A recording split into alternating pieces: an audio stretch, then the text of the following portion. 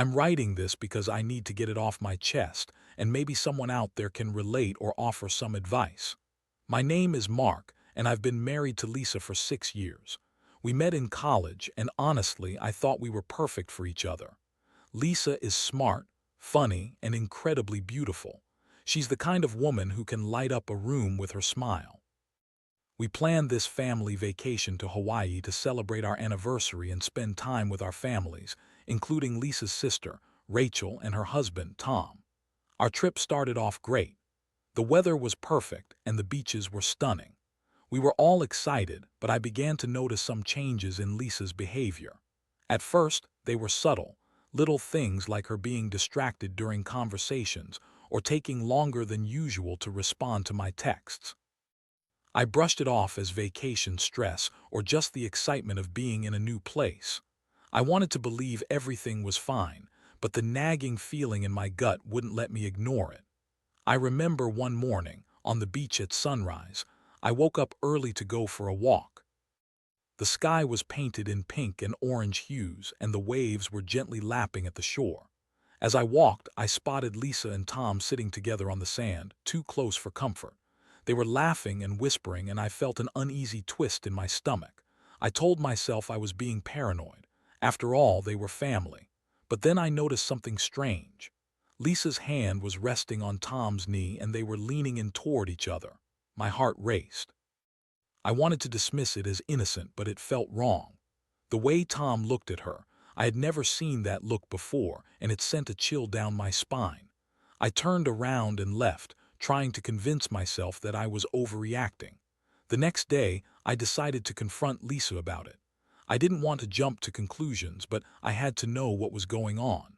I approached her while we were getting ready to head out for a family dinner. I casually asked how her day had been and if she had enjoyed spending time with Tom. She laughed and said, "Of course, we've always gotten along well." I pressed a little further, but she shrugged it off and changed the subject.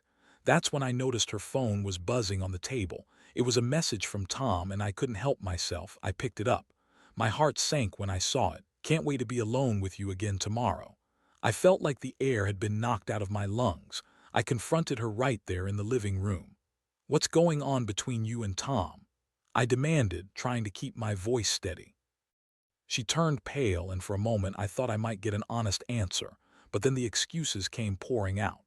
"Oh, come on, Mark. You know how Tom is. He's just being flirty. It doesn't mean anything." I felt the anger boiling inside me. How could she be so dismissive? Flirty? Lisa, this is more than flirting.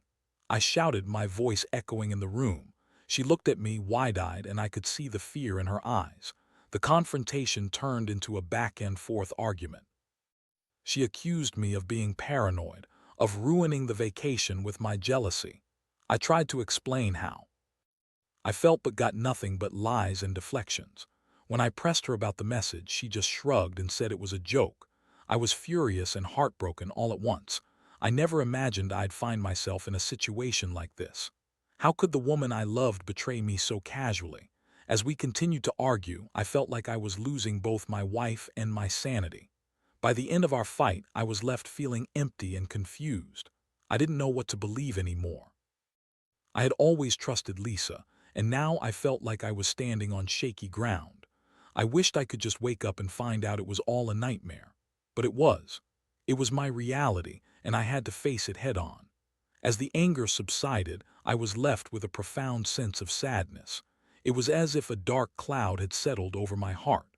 How could I move forward knowing that Lisa had not only betrayed my trust but had also lied to my face? In the depths of my despair, I contemplated what to do next. Should I confront her again? Should I tell Rachel? What did I want out of this? I needed time to think, and maybe some clarity would come in the days ahead. But first, I had to get through the rest of this vacation without losing my mind. The rest of our vacation became a blur of forced smiles and awkward family dinners. You never realize how different your life can feel until you're in an environment that's supposed to be joyful but has turned into a cage of pain. I spent my days going through the motions, playing the happy husband and brother-in-law while my mind circled back to the confrontation with Lisa. The way she had dismissed my feelings gnawed at me. On the third day, We had planned a snorkeling trip, and I debated whether I should even go. But there was no way I could stay back alone in the hotel room. I had to keep up the facade for everyone else's sake. At breakfast that morning, Lisa was unusually quiet. She picked at her food while the rest of us chatted about the day ahead. I noticed Tom glancing at her more than once, a smirk playing on his lips. It made my blood boil. Once we were on the boat, I found myself sitting at the far end, away from Lisa and Tom. But it didn't matter how far I was from them. I could still feel the tension building. Every laugh she shared with him felt like a knife twisting in my gut. I tried to focus on the water, the fish, the beautiful scenery, but my mind was a chaotic storm of anger and sorrow. After snorkeling, our group headed back to the boat. Lisa was laughing loudly, a sound that used to bring me so much joy but now felt hollow. I caught a glimpse of Tom wrapping an arm around her shoulders and something inside me snapped. I couldn't take it anymore. I needed to confront her again, but this time I wanted Rachel by my side for support. That evening, after a long day, we gathered on the beach for a casual dinner. As the sun dipped below the horizon, I made my way to Rachel, who was sitting a few feet away from Tom and Lisa. I leaned in, trying to keep my voice low. "Can I talk to you for a minute?" Rachel nodded and stood up. We moved a little further down the beach, away from the noise. "What's wrong, Mark?" she asked, her brow furrowing with concern. "I need to talk to you about Lisa and Tom," I said, my heart racing. "I think something going on between them." Rachel's eyes widened. "What do you mean? You can't be serious." I took a deep breath and explained everything. The way I'd seen them together on the beach, the messages and the lies. As I spoke, I could see Rachel processing the information, her expression shifting from disbelief to concern. "Mark, are you sure?" she asked, her voice softer now. "I'm absolutely sure, Rachel," I caught her lying to my face. "It's not just my jealousy, there's something deeper happening. I need you to help me figure this out." Rachel's shoulders slumped as the reality hit her. "I'll talk to her," she said, determination in her eyes. "But you have to promise me you'll stay calm no matter what she says." I nodded, though I wasn't sure how calm I could be. We walked back together and I felt a knot in my stomach. I watched as Rachel approached Lisa, who was sitting comfortably with Tom, oblivious to the storm brewing around them. I could see the tension in Rachel's posture as she leaned down to whisper something in Lisa's ear. The conversation was short, but I could see Lisa's demeanor change. She glanced over at me, and I could feel her anxiety radiating from her. After a few moments, Rachel walked back to me, her expression serious. "She's denying everything, Mark. She says you're being paranoid and that Tom is just a flirty guy." I ran a hand through my hair, frustration bubbling to the surface. "Rachel, I know what I saw. This isn't just a misunderstanding. I want to confront them together." Rachel thought for a moment before nodding. "All right, let's do it, but you need to keep your cool." We approached them and I could feel my heart pounding in my chest. Lisa looked up and instantly knew something was off. "What's going on?" she asked, trying to sound nonchalant but failing miserably. "Lisa, can we talk?" I said, trying to keep my voice steady. She looked at Tom, who was trying to play innocent. Sure, just give us a minute, okay?" I watched as Tom stood up, giving me a cocky smile before he walked away. Lisa looked at me, her eyes narrowing. "What's this about? You're not going to make a scene, are you?" "Make a scene?" I echoed, my voice rising slightly. "You've been making a scene ever since we got here, Lisa. I saw you with Tom on the beach, and I know there's something going on between you two." Her face twisted in disbelief, her defenses immediately going up. "Mark, you're being ridiculous. Tom is just being friendly. You're overreacting." "Overreacting?" Rachel chimed in. "I don't think so. We've all seen how you two act around each other. It's not just friendly. You need to be honest, Lisa," she insisted. "Honest? About what?" "There's nothing to say, Rachel. You're making this worse." Lisa shot back, her voice rising. The tension was palpable as I stood there, disbelief washing over me. How could she lie so easily? The woman I loved was standing right in front of me, but it felt like I was staring at a stranger. I was done with the games. "Cut the crap, Lisa," I yelled, surprising even myself with the force of my words. "You can't keep pretending this is nothing. I deserve to know the truth." The silence hung heavy in the air. I watched as her bravado crumbled, and I knew I was getting through to her. But then, in a moment of pure defiance, she crossed her arms and shot me a glare that could pierce steel. "You think you can just accuse me without proof? You're pathetic, Mark." That was it. I felt the weight of betrayal crashing over me like a wave. I turned away, feeling the anger and heartbreak blend into a painful concoction. I needed to step back and figure out my next move. This was more than just a betrayal. It was a complete unraveling of everything I thought I knew about my wife and my life. I walked away, the sound of their voices fading behind me, and sat on a nearby log, trying to collect my thoughts. I needed to decide what to do next. Sitting there on the log, I could feel the ocean breeze brushing against my face, but it did little to ease the storm brewing inside me. I watched the waves crashing against the shore, and each wave seemed to mirror the turmoil in my heart. How did it come to this? I had trusted Lisa completely, and now I felt like the ground was shifting beneath my feet. I needed to clear my head, so I took a long walk down the beach, away from the group. With every step, I replayed the events of the trip in my mind. The laughter, the hidden looks between Lisa and Tom, the text messages that felt like daggers. How had I missed the signs? I thought we were happy, but clearly I had been living in a fantasy. As I walked, I bumped into some locals who were setting up for a bonfire. They invited me to join, and for a brief moment I considered it. I thought about how it might be nice to escape, to forget everything, even just for a night. But then I remembered I was still in Hawaii with the woman I thought I loved, and I couldn't just turn my back on that. I turned down the offer and continued down the beach, seeking solitude.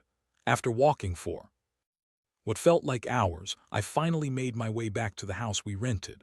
The sun had set and the place was lit up with fairy lights, casting a warm glow over everything. I could hear laughter and chatter coming from inside, but it felt like I was on the outside looking in. I stood at the door for a moment, gathering my thoughts before stepping inside. The moment I walked in, Lisa's eyes found mine, and for a second I thought I saw a flicker of regret. But she quickly masked it with a bright smile, the kind that used to make my heart skip a beat. "Hey, where did you go?" she asked, her tone overly cheerful. "Just needed some air," I replied, trying to sound casual despite the tension hanging heavily between us. Rachel, sensing the awkward energy, jumped in. "Mark, we were just about to play a game. You should join us."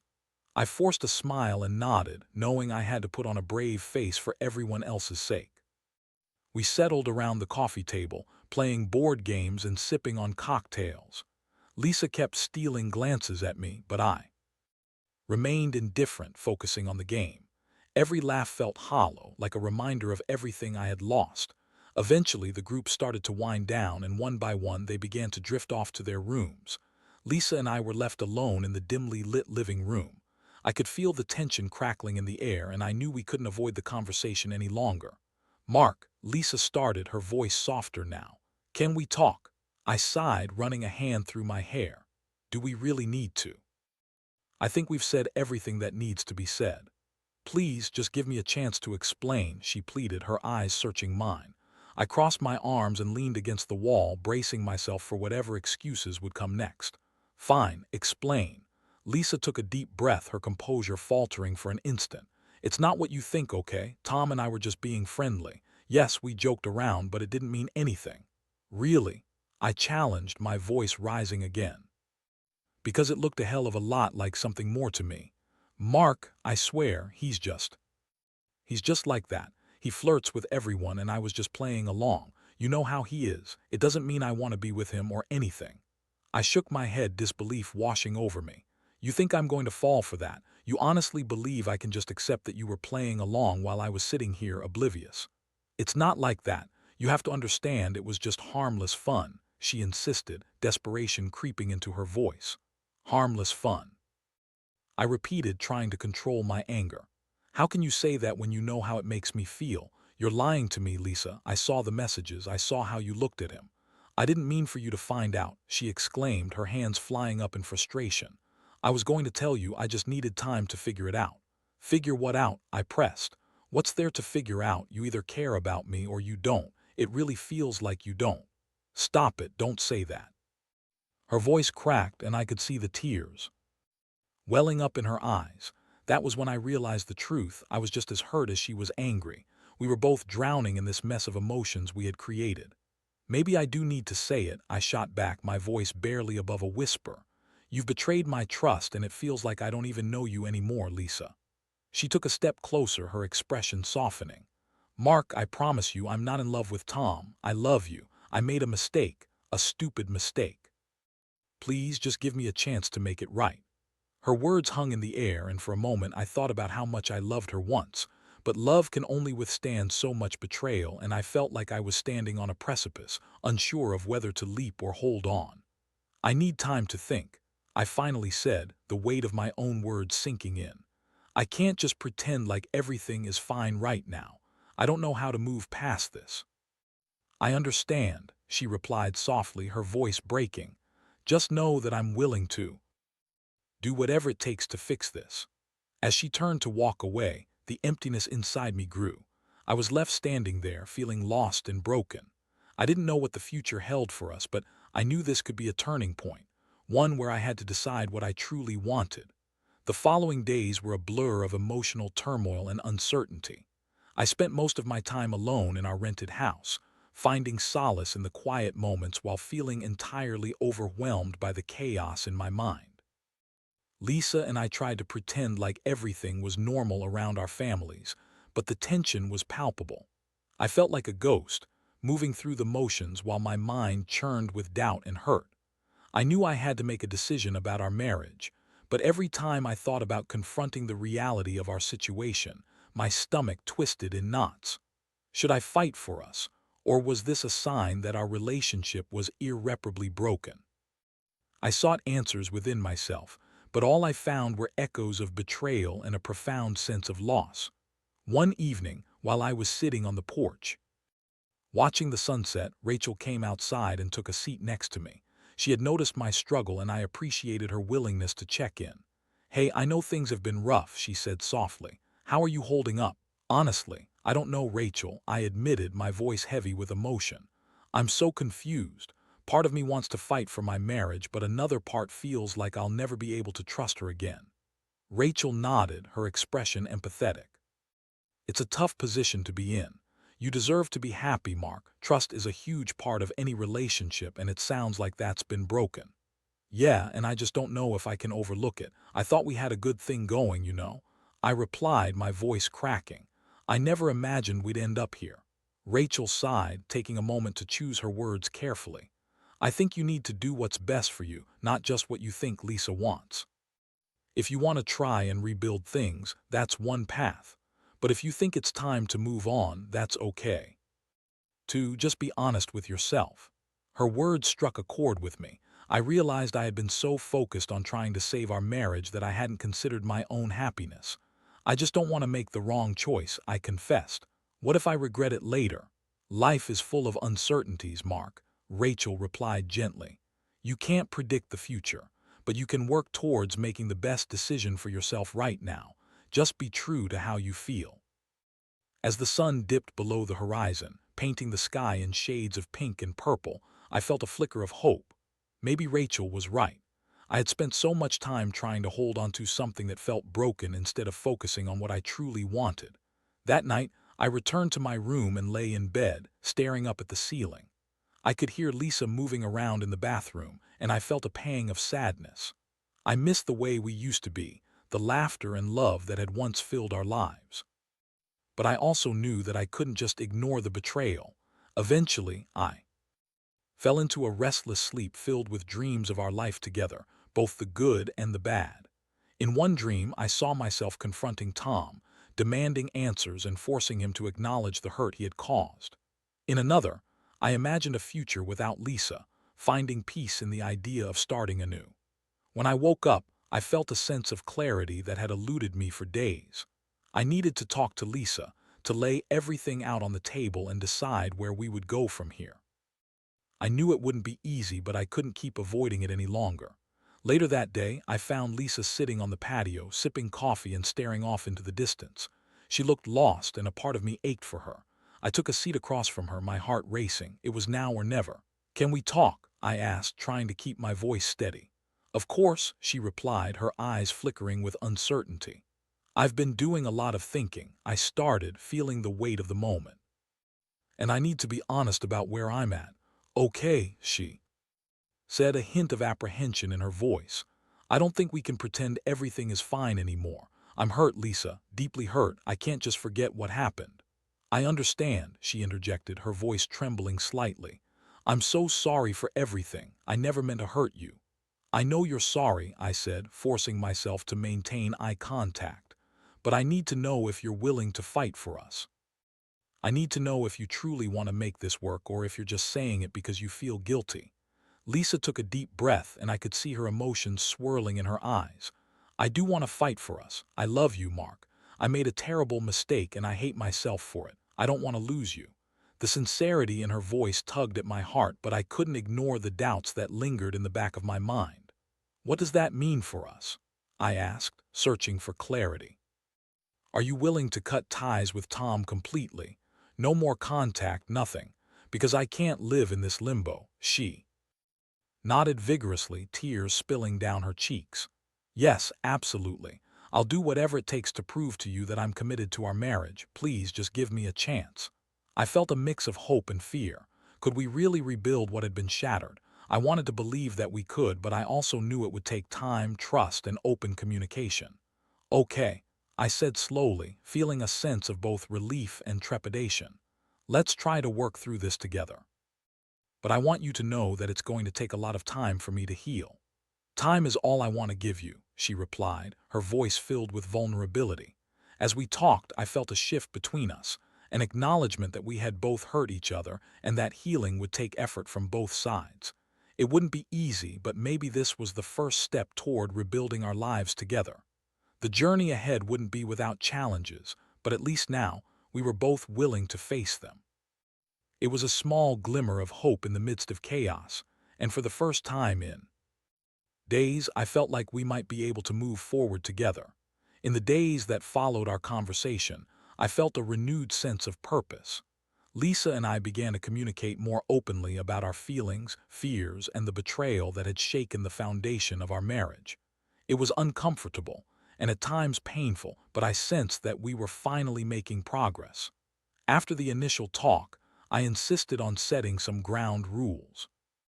I needed to know that Lisa understood the gravity of her actions and was committed to rebuilding our trust. The first step was cutting all ties with Tom. I was adamant about it. Lisa agreed, but I could see the apprehension in her eyes. She knew it wouldn't be easy, especially since they had been close for years, but I couldn't move forward without it. The next day, Lisa called Tom and ended their friendship. I stood nearby, listening to her side of the conversation, my heart racing. She explained that it was unhealthy for us, that she needed to focus on our marriage, and that they could no longer see each other. I held my breath, half expecting her to falter, but she held strong. When she hung up, I felt a wave of relief wash over me. It was a small victory, but it felt monumental. Are you okay? I asked, searching her face for any signs of regret or doubt. I'm okay, she replied, her voice steadier than I anticipated. I know it's the right thing to do. I want to put us first. The days turned into weeks, and as we navigated this new chapter, I found hope creeping back into my heart. We began to explore couples therapy, which helped us address the underlying issues in our relationship. It was a challenging process, forcing us to confront our insecurities and miscommunications. I had spent so long focusing on Lisa's betrayal that I hadn't taken the time to reflect on my own shortcomings. Our therapist, Dr. Green, encouraged us to express our feelings without rebuttal. I remember the first session when I opened up about how I felt betrayed and vulnerable. I've always seen you as my rock, and now I feel like the ground beneath me has crumbled, I admitted. Lisa listened intently, tears in her eyes as she processed my pain. I never wanted to hurt you, Mark. I was so stupid. I took our relationship for granted, and I promise I'll do everything I can to make it up to you, she said, her voice breaking. The more we shared, the clearer it became that we both had room for growth. Lisa had always been a bit impulsive and sought attention from others when she felt insecure. I, on the other hand, had been emotionally distant, mistaking my introversion for strength. We learned that our relationship needed more balance and vulnerability, and therapy gave us the tools to work on that. One evening, after a particularly intense session, we sat on the couch together, feeling exhausted but connected. "I never thought we'd be here," I said, looking at Lisa. "It's hard work, but I feel like we're finally making progress." "I know," she replied, a soft smile breaking through her earlier sadness. "I never want to take our relationship for granted again. I cherish every moment we have together now." After a long, difficult journey, we began to reclaim the intimacy that had been lost. It wasn't just about physical connection, it was emotional vulnerability. We started going on date nights again, exploring our favorite places and trying new activities. I found joy in the little moments, cooking dinner together, watching the sunset, laughing at old inside jokes. Each small victory felt like a step toward healing. However, our path to reconciliation was not without its setbacks. I had moments of jealousy and doubt, particularly when I thought about Tom. I felt like I was constantly battling my insecurities and mistrust. One night I woke up from a nightmare in which Lisa was back with him, and when I jolted awake, my heart raced. I turned to her, still sleeping peacefully beside me, and I couldn't shake the feeling of fear that gripped me. "Mark," she mumbled, waking up to my restless movements. "I'm sorry, I just had a bad dream," I admitted, running my hand through my hair. "About Tom?" she asked softly, her voice laced with concern. "Yeah," I said, feeling vulnerable. "I think I'm just scared that I'm going to lose you again. I don't want to go through that pain again." She wrapped her arms around me, holding me close. "You're not going to lose me. I'm here and I'm committed to us. I'll always be honest with you about how I feel. You can talk to me, no matter how hard it is." That reassurance helped settle the storm inside me, and as we continued to work through our issues, I realized that healing takes time. There were days when I felt like we were making great strides, and other days when I felt overwhelmed by doubt. But with each passing day, I learned to communicate my feelings more openly instead of letting them fester. One evening, as we sat outside on our patio, enjoying a glass of wine and the warm Hawaiian air, I took a moment to reflect. Our journey hadn't been easy, but we were both committed to making it work. "You know, I think we're stronger now than we were before," I said, looking at Lisa. She smiled, her eyes sparkling. "I agree. We've been through hell and back, but it's made us more aware of what we need from each other." It was a bittersweet realization. We had traversed the dark valley of betrayal, but in doing so, we found new light, understanding, and appreciation for one another. We were taking steps toward rebuilding our marriage, and while it wouldn't happen overnight, I felt hopeful for our future. I knew there would be challenges ahead, but we were ready to face them together. For the first time in a long time, I felt like we were on the right track. It was a fragile hope, but it was hope nonetheless. As I looked into Lisa's eyes, I saw a future filled with possibilities, and I was determined to embrace it. As the days turned into weeks, I found myself reflecting more on the journey Lisa and I had taken. We were making progress, but it wasn't a straight path. There were bumps along the way, moments that tested our resolve, and difficult conversations that often left us both feeling raw. But through it all, there was a growing sense that we were rebuilding something worthwhile. After our therapy sessions, we worked diligently on the exercises assigned to us. They forced us to confront uncomfortable truths about our relationship, but they also opened doors to renewed intimacy. We learned to appreciate each other's vulnerabilities, creating a safe space where we could share our fears without judgment. One night, after a particularly enlightening session where we had discussed our childhood experiences and how they shaped our views on love and trust, I felt closer to Lisa than I had in a long time.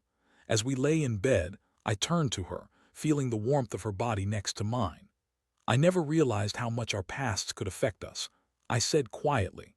She nodded, her eyes reflecting an understanding that had deepened with our conversations. "Yeah, I think I always looked for validation in others because of my insecurities. I didn't recognize how it would hurt you in the long run. I'm so grateful for the chance to change that." "I appreciate that," I replied, feeling a sense of healing wash over me. "I think we're both learning what we need from each other. I'm still working on my trust issues, but I want you to know that I'm committed to making this work. I see a future for us again." And for the first time since the betrayal, I truly felt the weight of hope settling in my heart. It was fragile, but it was there, and it motivated me to keep pushing forward. We started to plan. Small outings and adventures, moments that reminded us of the fun we once had together.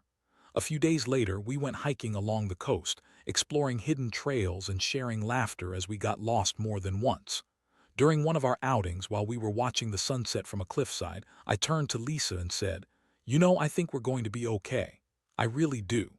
"I believe that too," she replied, her eyes shining with sincerity. "We're building a new foundation together, and it feels so much stronger than what we had before." There was a sense of relief in her tone, and I felt a weight lift off my shoulders. At that moment, I couldn't help but think about how far we had come. From the brink of destruction to a place where we could envision a future together again. It was incredible. However, I knew that as we moved forward, it wouldn't be smooth sailing all the time. The reality of our past would still linger at the edges, but we were both committed to confronting it together. We made a pact to communicate openly about our feelings, to check in with one another regularly to ensure we were both on the same page. A few weeks later, as we sat in our favorite cafe, I reached for her hand on the table. "I want you to know that I appreciate the effort you've made," I said, sincerity underscoring each word. "You've shown me that you're willing to change, and that means everything to me." Lisa smiled, a mixture of relief and gratitude washing over her. "And I appreciate you for being willing to give me a second chance. I know it's not easy for you." As we shared our hopes and dreams for the future, I felt a renewed sense of purpose. We discussed plans for a small anniversary trip back to Hawaii, this time just the two of us. I wanted to recreate the magic of our first trip, and I hoped it would symbolize the new chapter we were embarking on. Eventually, I reached a point where I could think about Tom without feeling the sting of anger. I understood that he had been a catalyst for change in our relationship. It was a bittersweet realization, but I had to accept that sometimes pain can lead to growth. I no longer saw him as a threat, but rather as a reminder of what I had learned, the importance of communication, honesty, and vulnerability. As we planned our trip together, I felt a sense of excitement. I was eager to create new memories, ones that didn't carry the weight of betrayal. We talked about how we wanted to spend our time, long walks on the beach, trying new foods, and simply enjoying each other's company. When the day finally arrived for our trip, I felt a rush of nostalgia as we stepped off the plane and into the warm Hawaiian breeze. The island felt like a character in our story, holding both the pain of our past and the promise of our future. As we settled into our rental, I took a deep breath, feeling the weight of the past lift just a little more. As we walked on the beach at sunset, hand in hand, I looked at Lisa and said, "I think we're exactly where we're meant to be." She smiled, and in that moment, I realized we had made it. We had faced the darkest parts of our relationship and emerged stronger on the other side. The journey wasn't over, but we had taken the first steps toward healing, and that was something worth celebrating. I had learned that love isn't just about trust. It's about resilience, growth, and the willingness to fight for the person you care about.